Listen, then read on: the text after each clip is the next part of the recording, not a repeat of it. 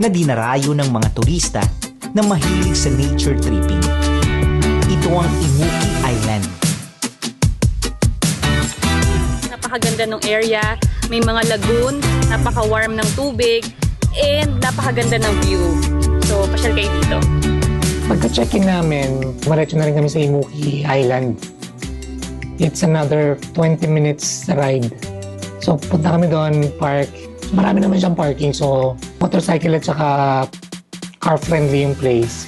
And then, I think 50 pesos yung entrance papasok. Pagpasok mo doon sa place, makakita kayo ng maming vendor sa loob. Then, pagdating mo doon sa beach, since low tide na siya, pwede kang maglakad papuntang Imuki Island. So, it's a walking distance.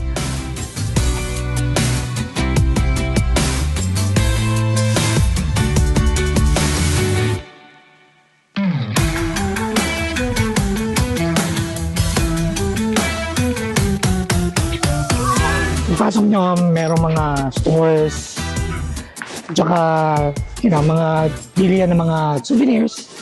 And then, makikita nyo dito, mga puro plastic bottles. To conserve planet Earth. Hindi, nagre-recycle. Yun ang kagandahan dito. And then, tatry natin na nabulin ng sunset. Pero, makikita nyo may mga balsa, pwede kayo maglakad. Pwede kayong kumain. Maraming pwedeng gawin dito. Tsaka, dahil long weekend, maraming tao. Just get on with it. Just get on with it. So let me have you, all of you. Just let me get you, taste you, all of you. I'll be a lover like no other, won't regret a thing.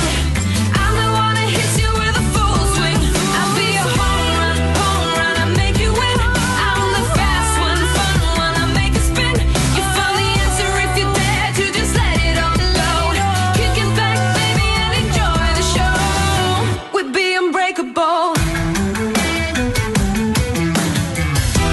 Makikita mo dyan puro mangrove. And then, meron siyang mga lagoon. May 3 lagoon siya inside.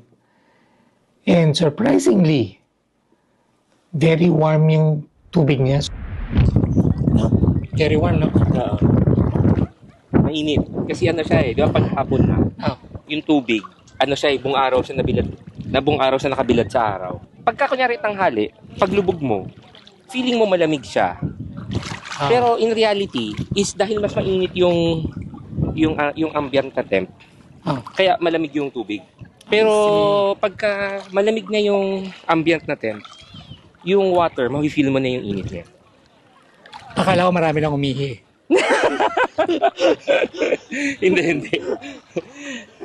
Normal yung parati kahit nasa swimming pool, pansinin mo, paghapon na, pag buong araw, maaraw, tapos pag baba ng araw, pag lubog mo sa tubig, ma-feel mo mainit. Pag-iingatan po ang ating mga gamit, mga cellphone at wallet. Ganon din po sa ating mga jowa, baka yung 3 days na pag-ibig nyo mawala. At sa mga walang jowa, pag-iingatan na lang po sa rin. Salamat po. Woo!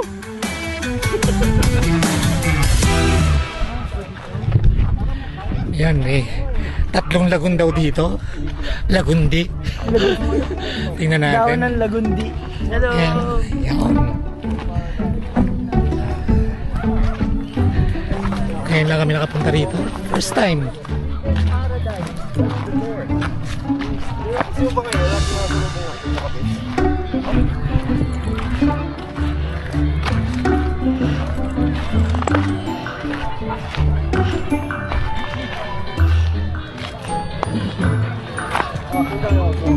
Party. First lagoon. Hindi yata dito yon. Ito. Ito yung first lagoon. Ano masasabi niyo sa first lagoon, boss? This way to the second lagoon. Mas maganda dun, oh. Dito yun. Kaso dito, may mga dito rin Ito daw yung Lagoon 2.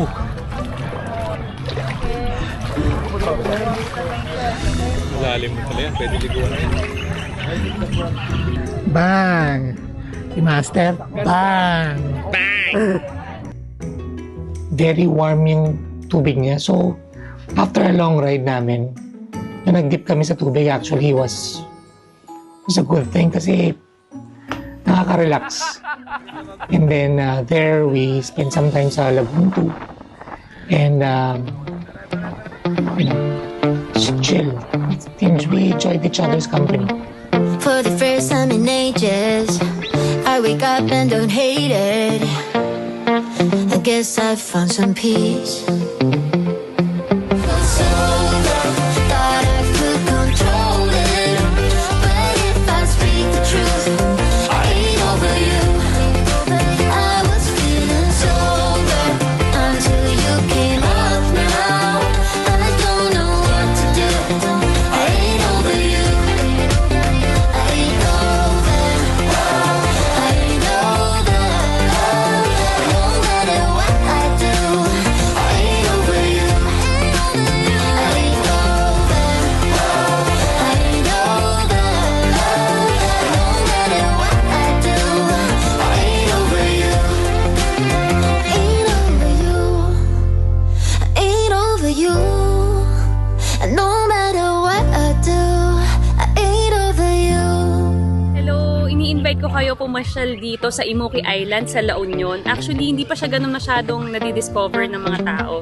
Napakaganda ng area, may mga lagoon, napaka-warm ng tubig, and napakaganda ng view. So, pasyal kayo dito.